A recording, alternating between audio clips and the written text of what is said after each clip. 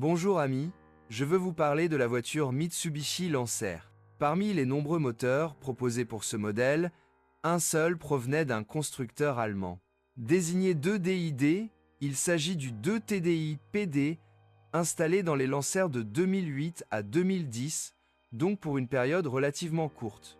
Mitsubishi a ensuite préparé son propre groupe diesel, même si cette description ne lui correspond guère. C'était un diesel avec un faible taux de compression, une culture d'exploitation élevée et de meilleures performances si nous parlons de la version la plus puissante. Selon les mécaniciens, c'est le seul moteur diesel qui mérite d'être pris en considération, mais il peut également y avoir un problème ici. 2DID ou 1,8DID MIVEC, quel diesel est le meilleur pour la Mitsubishi Lancer? Tous les chiffres indiquent clairement une conception plus récente. Les moteurs diesel fabriqués au Japon depuis 2010 devraient également être en meilleur état en raison de leur âge. Le moteur 1,8 développe 150 chevaux et 300 Nm de couple, mais il existait également une version avec 116 chevaux et 300 Nm. À titre de comparaison, le TDI 2 0 litres développe 140 chevaux et 310 Nm. Une capacité plus petite signifie au moins des coûts d'assurance légèrement inférieurs. Les avis sur le moteur 2TDI, PDI, c'est, à dire, le premier TDI de 2 litres avec injecteur pompe sont clairement négatifs lorsqu'il s'agit de voitures allemandes. La situation est différente avec les Japonais. Si vous recherchez attentivement sur Internet, les utilisateurs ont tendance à faire l'éloge de ce moteur et à affirmer qu'il s'agit d'une conception sans faille. C'est juste une question d'échelle. Il suffit de regarder les publicités de vente. Par exemple, la Passat B6 était proposée avec ce moteur jusqu'en 2008. Il y a 10 fois plus d'offres de vente pour ce modèle que pour la Lancer. Quant à ce moteur particulier, il existe plus de 200 Passat avec 2 TDI sur Allegro et 7 Lancer. Si 4 personnes sont satisfaites de ce moteur, cela représente une majorité. Et il faut aussi prendre en compte le fait que tout le monde n'est pas actif sur Internet. Ajoutez à cela les spécificités différentes des clients des deux marques, et nous avons la réponse à la question. Pourquoi les moteurs Mitsubishi tombent-ils moins souvent en panne? Le fait est cependant que la conception de Volkswagen a été transférée à Mitsubishi après que les premiers problèmes étaient déjà connus. Il y avait donc du temps pour les corrections. Officieusement, j'ai appris que la culasse de la Lancer a été moulée dans un matériau de meilleure qualité, moins sujet aux fissures. Cependant, des problèmes d'équipement apparaissent tout comme sur les voitures allemandes. Mais cela signifie-t-il que le 2DID est pire que le 1,8DID? Pas nécessairement. Si vous achetez une voiture diesel Mitsubishi bien entretenue, avec un faible kilométrage, votre seule préoccupation sera le filtre DPF. Le matériel est très fiable et durable, et le bruit de sifflement typique des turbocompresseurs usés est un phénomène courant avec ce moteur. Cependant, les réparations peuvent poser problème. Les pièces de ce moteur sont chères, principalement le système d'injection, et il n'y a pas grand-chose à faire pour contourner ce problème. Contrairement au diesel Volkswagen, qui, en raison de sa popularité et de son taux de défaillance, est un invité fréquent dans les ateliers, les fabricants de pièces de rechange ont préparé une offre de pièces moins chères. Ainsi, le choix entre 2DID et 1,8DID est un choix entre un taux de défaillance élevé et des réparations moins chères ou un faible taux de défaillance et des réparations beaucoup plus coûteuses. Il est également préférable d'acheter un diesel 2 avec un faible kilométrage et un historique connu qu'un 1,8 provenant d'une source peu fiable. Arrêtez avec les diesels. Choisissez une Lancer avec un moteur essence. Tout d'abord, il est plus facile à acheter et le risque d'accident est minime. Les deux moteurs, à essence d'une capacité de 1, 5.1, 6 et 1, 8 litres, sont des modèles pour lesquels il n'y a aucune réserve. Les mécaniciens disent que ce sont des moteurs pour plusieurs centaines de milliers de kilomètres et qu'ils ne peuvent être terminés qu'au gaz. Négligez tout simplement de régler le jeu des soupapes. Il est intéressant de noter que pendant un certain temps, Mitsubishi a proposé une installation GPL d'usine pour la Lancer, et les moteurs avaient des sièges de soupapes durcis.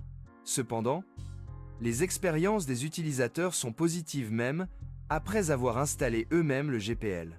Les moteurs 1, 5 MIVEC plus faibles de 109 chevaux et 1, 6 MIVEC de 117 chevaux peuvent être recommandés aux personnes ayant un style de conduite détendu. Le moteur 1,8 MIVEC développe 140 à 143 chevaux et n'est pas non plus particulièrement dynamique, mais il offre déjà des performances dignes de l'apparence de la voiture. Car il faut bien admettre que la silhouette de la Lancer promet beaucoup. La consommation de carburant est une autre affaire.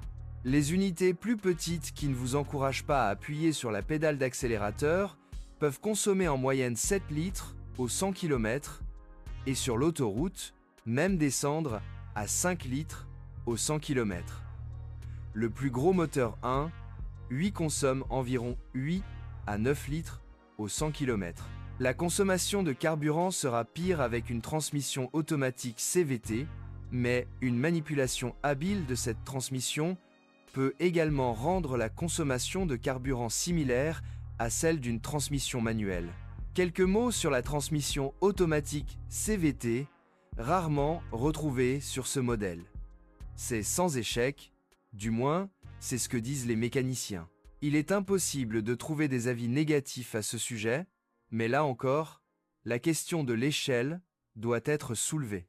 Officieusement, j'ai appris d'un des services agréés qu'ils n'ont jamais eu de problème avec la CVT de la Lancer.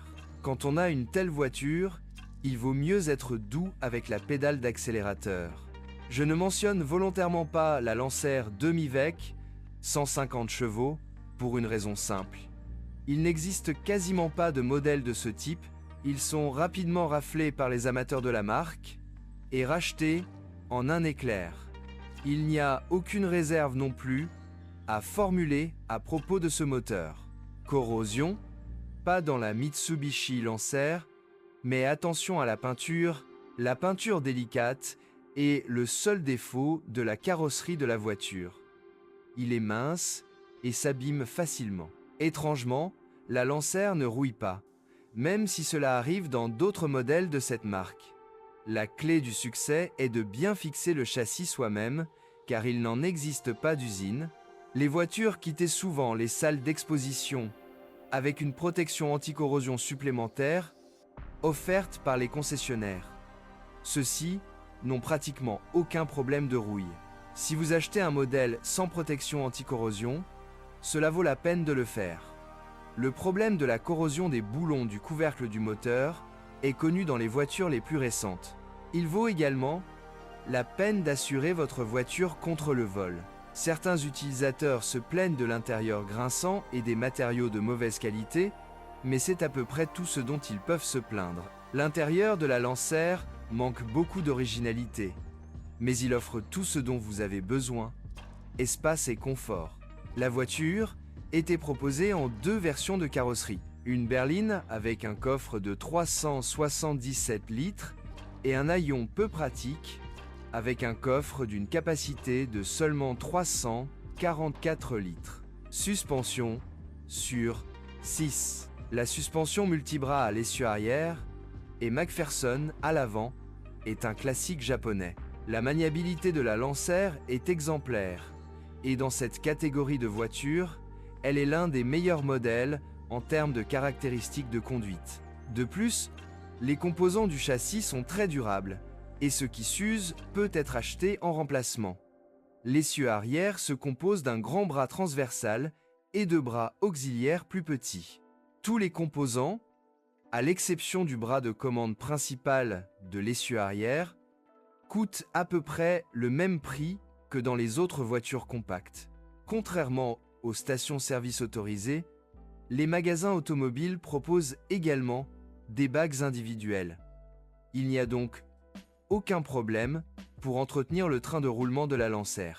Il convient d'ajouter ici que certains utilisateurs se plaignent de vibrations lors du freinage. Il s'avère que ce ne sont souvent pas les disques de frein avant qui sont en cause, mais ceux de l'arrière qui chauffent lorsque l'étrier de frein ne fonctionne pas correctement. Merci de m'écouter. N'oubliez pas de vous abonner à la chaîne et de noter ma vidéo. Si vous connaissez des problèmes avec cette voiture que je n'ai pas mentionné, assurez-vous de les publier dans les commentaires.